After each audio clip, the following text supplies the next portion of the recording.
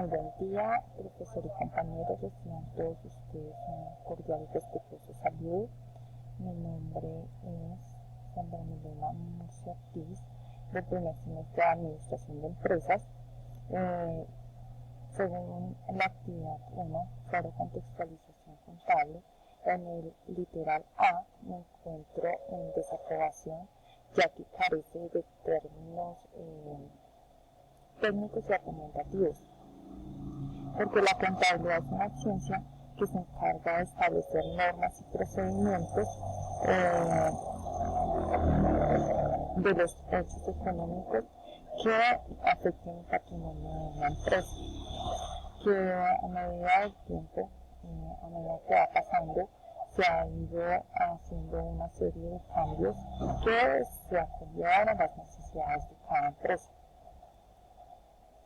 En cuanto al literal B, me encuentro en desaprobación, porque las normas NIF son estándares generales de la información, que sin importar si el país es desarrollado o no, deben de regirse a una serie de normas, y que el desconocimiento o no puesta en práctica de estas normas acarrean unas sanciones.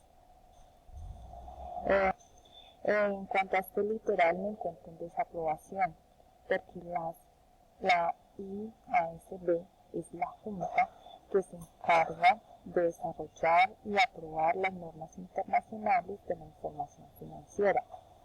Esto quiere decir que es la mesa de trabajo en donde se pone en consideración si una norma es aplicable o no en todos los ambientes. En cuanto a este literal B, me encuentro también en desaprobación, porque si bien es cierto que las NIF son los estándares generales que debe cumplir la información financiera y contable de una empresa, también es cierto que son normas, leyes y principios que la rigen, y el no cumplimiento o desconocimiento de estas pues acarrear las sanciones antes descritas.